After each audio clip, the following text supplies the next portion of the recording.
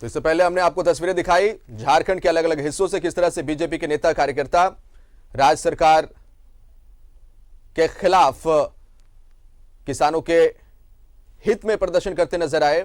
आरोप लगा कि समय पर धान क्रय हो जाता तो बिचौलियों को औने पौने दाम में किसान धान को नहीं बेचते, किसानों के धान सड़ते नहीं, इसके लिए राज्य सरकार दोषी है। वहीं दूसरी तरफ इससे पहले जो हम खबर आपको दिखा रहे थे कि कृषि मंत्री बादल पत्रलेख ने कहा कि सरकार जो है वो किसानों के हित में काम कर रही है, ये सरकार सेंसिटिव है, संवेदनशील है। अगर बीजेपी के सांसदों को इतनी चिंता है झारखंड के किसानों के लिए, तो फिर जो बकाये है झारखंड का केंद्र पर, उसे दिलाने में मदद करे। यह प्रेस कॉन्फ्रेंस जो कि इस समय हम सीधी तस्वीरें अपने दर्शकों को दिखा रहे हैं, सूबे के कृषि मंत्री बादल पत्रलेख है। अब से थोड़ी देर के बाद शायद यह प्रेस कॉन्फ्रेंस शुरू हो। क्या कुछ इस प्रेस कॉन्फ्रेंस में निकलकर सामने आएगा, वो अपने लोग उपस्थित आप सबों के बीच हुए हैं।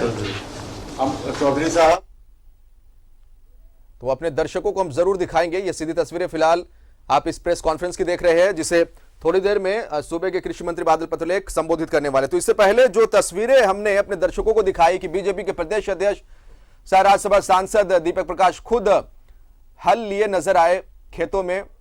चलिए सुनिए अब क्या कह रहे हैं। आप सबका अभिनंदन है। वर्तमान में झारखंड सरकार, गठबंधन की सरकार, हमारे केंद्रीय नेतृत्व सोनिया गांधी जी, राहुल जी, प्रभारी श्री आरपीएन सिंह साहब के निर्देश पर डॉक्टर रामेश्वर उरांव आलमगीर आलम के नेतृत्व में यहाँ की गठबंधन सरकार माननीय मुख्यमंत्री हेमंत सोरेन जी के सोच के साथ, किसानों के साथ पूरी तन्मयता और संवेदनशीलता के साथ खड़ी है। हमारे शीर्ष नेतृत्व ने चुनाव के दरमियान किसान भाइयों से वादा किया था कि हम सत्ता में आएंगे तो आपके स्थिति पर विचार करेंगे, कर्ज माफी करेंगे। जब हमें सत्ता हाथ लगी तो राज्य के खजाने खाली थे, और फिर आपने देखा होगा कि पूरा विश्व, यह देश, यह राज्य लगातार 2 सालों तक कोरोना से लड़ता रहा, और उससे अभी तक पूरी तरह हम उभरे हुए नहीं। लेकिन बावजूद हमने जीवन बचाने के साथ साथ जीविका को भी चलाने का जो माननीय मुख्यमंत्री जी का निर्देश था, हमारे राष्ट्रीय नेतृत्व का मार्गदर्शन था, हम सभी ने काम करना शुरू किया। कल तक के जो आंकड़े हैं ऋण माफी में, कई आरोप उन लोगों के द्वारा लगाया गया जिनके पास इस राज्य के सत्ता की चाबी तकरीबन 18 सालों तक रही, लेकिन कभी भी 1 रुपया किसानों के कर्ज माफी के रूप में फैसले नहीं लिए गए। आज जो कर्ज माफी पर हमें घेरते हैं, उनसे हम पूछना चाहते हैं कि 18 सालों में आपने 1 रुपया का कर्ज माफी किया हो, आंकड़े आपके पास हो तो आप दिखा दें। लेकिन इस सरकार ने अभी तक 2,46,000 12 किसानों के कर्ज माफी हेतु 980 करोड़ 6 लाख रुपया बैंकों को राशि उपलब्ध करा दी गई है। ये सारे लोग तो सिर्फ नहीं ऋण माफी देना है, इन्हें फिर से केसीसी से आच्छादित भी करना है, एक अपॉर्चुनिटी उनको जीने के लिए फिर से देना। और हम लोग कृत संकल्प हैं।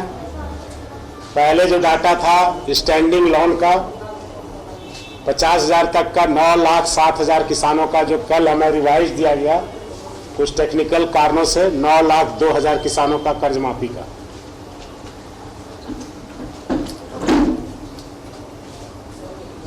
इसके लिए सरकार कृत संकल्प है। हम आपको बता दें कि बहुत सारे ऐसे केसीसी लोन दिए गए हैं जिनका आधार लिंकेज नहीं है, और अभी भी जो प्रगति रिपोर्ट है वो कोई ज्यादा उत्साहवर्धक नहीं है। हम बैंकों के साथ लगातार मीटिंग कर रहे हैं, उन पर दबाव दे रहे हैं, और हमारे सचिव ने कड़ा निर्देश दिया है कि आप डाटे को अप टू डेट करके उपलब्ध कराओ, ताकि विपत्र के सहित उनके खाते में पैसे हम भेज सकें। ई-केवाईसी के लिए प्रज्ञा केंद्रों के अलावा बैंकिंग कॉरेस्पॉन्डेंट को भी लगाने का निर्देश विभागीय स्तर पर बैंकों को जा चुका है। उम्मीद है कि कोविड-2 के गाइडलाइन में शिथिलता आने के बाद इस कार्य में तेजी आएगी, और हमने जो कहा है वो करके दिखाएंगे। डॉक्टर रामेश्वर उरांव साहब, आलमगीर साहब, आरपीएन साहब के दिशा निर्देश पर माननीय मुख्यमंत्री हेमंत सोरेन जी से बराबर समन्वय बनाकर जो निर्देश हम सबको देते हैं, उसका अनुपालन हमने अपने मैनिफेस्टो के अनुसार इस चुनौतियों भरे साल में करने का प्रयास किया है। जिस धान अधिप्राप्ति को लेकर विपक्ष हमारी सरकार को घेरती है, उनसे मैं आईना दिखाना चाहता हूं। जब 17 में 18 में आपकी सरकार थी तो आपका धान अधिप्राप्ति का लक्ष्य 40 लाख क्विंटल का था। आपने 17 में 53% अधिप्राप्ति की, 18 में 56% किया, जबकि वो नॉर्मल साल था। सुखाड़ पड़ा था, किसानों को जरूरत थी सरकार की सहायता की, लेकिन कौन सी वैसी परिस्थितियां रही जो कि आप लक्ष्य को प्राप्त नहीं कर सके। 40 लाख क्विंटल के अगेंस्ट 2 लगातार सालों में 53 और 56% की प्राप्ति हुई, और उस पैसे के भुगतान में कितने महीने चक्कर लगाने पड़े, इस बात को आप बखूबी जानते हैं, मैं नहीं बताना चाहता। फिर वर्तमान सरकार कोविड और 1 और 2 से लड़ते हुए, तमाम पाबंदियों को सहते हुए किसानों को उत्साह देने का काम किया, और 40 से सीधे 60,85,000 क्विंटल का लक्ष्य रखा। और मैं आपको बता दूं, और हमने साल इस गाइडलाइन के होते हुए हमारे विभाग के अधिकारियों ने, टैक्स के लोगों ने,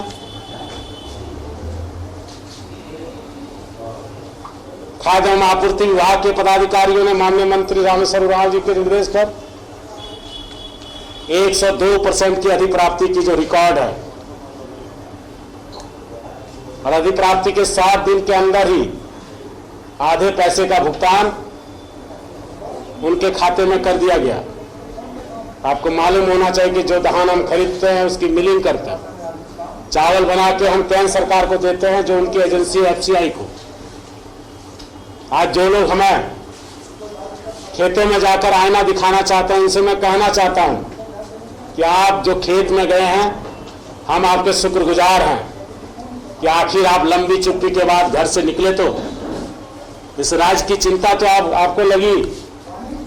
हम इसका मतलब है कि हम कोरोना को सक्सेसफुली टैकल कर चुके हैं, तभी आज आप घर से बाहर निकल पड़े। इतने दिन तक राज्य की जनता, यहाँ की किसानों की सुध नहीं आई थी। लगभग 1 साल से काले कानून का विरोध कर रहे सैकड़ों किसान अपनी जान गंवा चुके हैं। 40 किलोमीटर रायसीना दूर है सरहदों से, जहां पर किसान पड़े हुए हैं, अपनों को खो रहे हैं। आपके कानों तक उनकी बातें नहीं गूंजती। रायसीना के दीवारों को चीरती हुई उनकी आहें आपको सुनाई नहीं पड़ती। लेकिन आज आपको किसान की याद आई है। प्रधानमंत्री फसल बीमा योजना, जिससे लोगों को काफी उम्मीद था, गरिमामय प्रधानमंत्री शब्द का नाम जुड़ा हुआ था। लगातार 3 सालों तक आपने यहां पर सुखाड़ पड़ा, 493 करोड़ रुपए प्रीमियम के लेके गए। राज्य के गरीब जनता की गाढ़ी कमाई का 493 करोड़ आप लेके गए, और एवज में किसानों को मात्र 79 करोड़ रुपया प्राप्त हुआ। उस समय आपकी संवेदनशीलता कहाँ थी कि भारत सरकार द्वारा इंटरनल बीमा कंपनियों का चलाने का ठेका झारखंड की गरीब जनता ने नहीं ले रखा। हमने इस योजना को बंद किया और झारखंड राज्य फसल राहत योजना को चालू किया और शीघ्र ही उसका ड्राफ्टिंग तैयार है। लोगों को अब उसका हक देने के लिए कोई तीसरी एजेंसी काम नहीं करेगी, हम खुद करेंगे। जिस किसानों को पैसा देने की बात कर रहे हैं, माननीय मंत्री डॉक्टर रामेश्वर उरांव सर ने केंद्रीय मंत्री पीयूष गोयल साहब को चिट्ठी लिखी है कि 180 करोड़ का भुगतान आप शीघ्र करें। कल भी यहां पर 92 करोड़ भुगतान के आदेश दिए गए हैं स्टेट में अपने फंड से। वो पैसे यदि समय पर हमें मिल जाए तो हम किसानों के साथ और सुगमता से खड़े हो सकते हैं। विपक्ष की भी एक अपनी भूमिका होती है, लेकिन विपत्ति के समय, आपदा के समय, महामारी के समय उससे रचनात्मक कदम सुझावों का उम्मीद की जाती है जो इस समय उन्हें दिखानी चाहिए थी।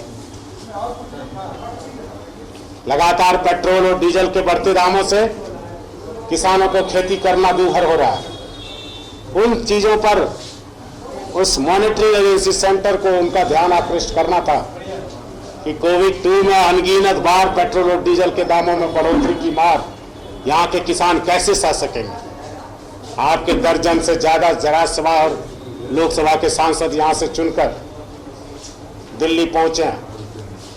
उन लोगों को चाहिए कि एफसीआई से जो यहाँ के लोगों के जीएसटी और रॉयल्टी के बकाये हैं वो दिलाने में कोऑर्डिनेट करे। हम आपको धन्यवाद देते हैं कि आपने पक्ष और विपक्ष से उठकर राज्य हित और देश हित में काम किया है, लेकिन ऐसी बातें देखने को नहीं मिली। यदि मिलती तो साधुवाद हम देते और धन्यवाद कहते। लम्हों में खता होती है, सजा सदियां पाती है। ये दौर शायद ही फिर कभी जीवन में आएगा।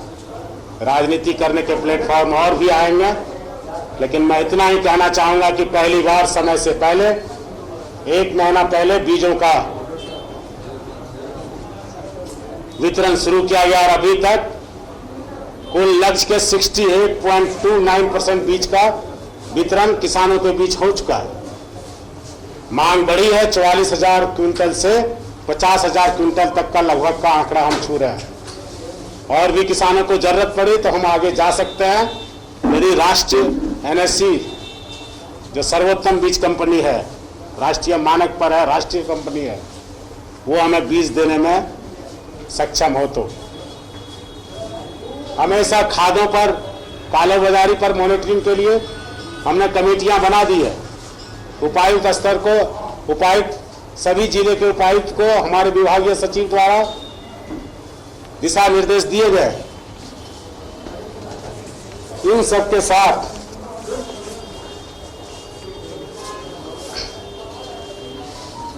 जो लोग केंद्र की योजना है, आप जानते हैं कि करों का संग्रह केंद्र जीएसटी फॉर्मेट में कर रहा है।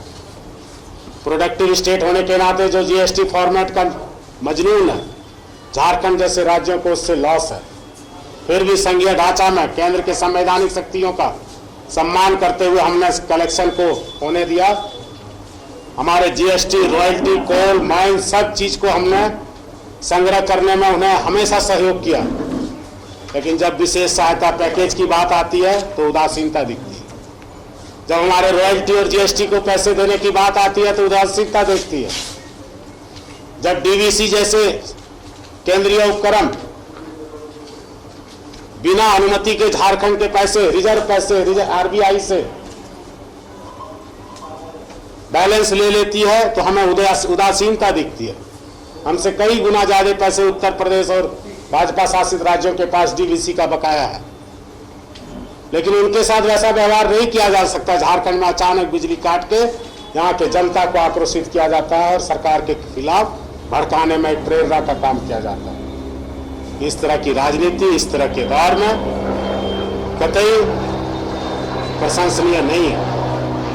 हम उम्मीद करते हैं कि हम सरकारी योजनाओं की लाभ लेने के लिए हम आपसे हमेशा सहयोग चाहते हैं।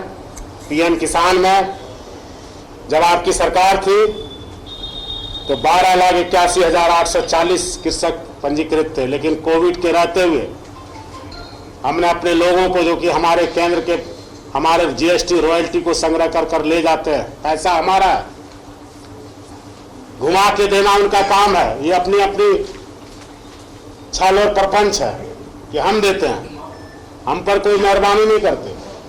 फिर भी हमने 17,89,102 कृषक अब तक हमने पंजीकृत कराए कोविड 2 होते हुए। मतलब टोटल 12 से 17 लाख तक हमने ये किया, और उसके तहत किसानों को इस योजना का लाभ दिलाया। हम ये नहीं कहते कि आप जो योजना लाते हैं, स्कीम लाते हैं, उसमें हम सहयोग नहीं करते, लेकिन हमारे जो बकाये हैं, हमारी जो योजनाएं हैं, उसमें जो आपसे उम्मीद है, संघीय ढांचा है, आपसे हम, हमसे आप, जो संविधान ने ये किया है उससे जुड़े हुए। काला कानून आपने बिना हमारे सहमति के लिए पास कराया। कृषि स्टेट सब्जेक्ट है और हर एक स्टेट की अपनी अपनी अलग भौगोलिक संरचना है। हालांकि सभी राज्यों में आपकी सरकार है, बहुमत है लोकसभा में, राज्यसभा में। आप चाहते तो संवैधानिक तरीके से इस कानून को ला सकते थे, लेकिन राज्य की सर्वोच्च संस्था और देश की सर्वोच्च संस्था में इस पर बहस होता। इसके इनपुट सामने आते, किस बात का डर था या देश के सामने वो कैसी परिस्थिति थी कि स्टेट सब्जेक्ट होते हुए कृषि के भी आपने विधानसभा में बहुमत नहीं कराया, आपने राज्यों में को विश्वास में नहीं लिया, और बाला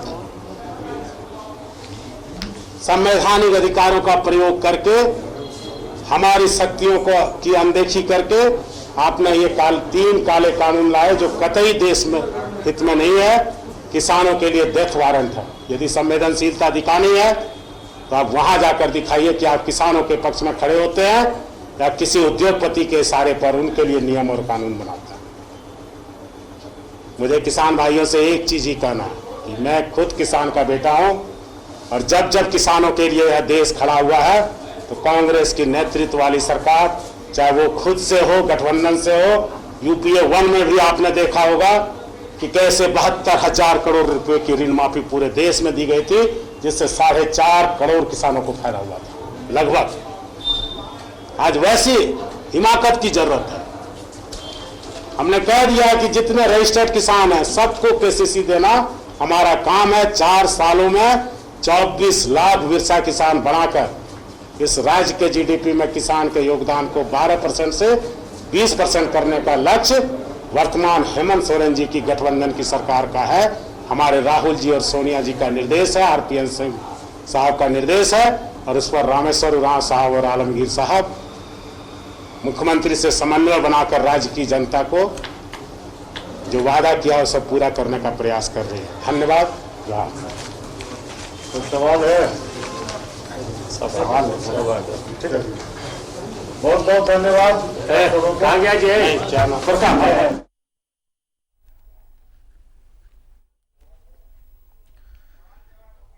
तो बेहद हमलावर नजर आए बादल पत्रलेख। कृषि मंत्री बीजेपी के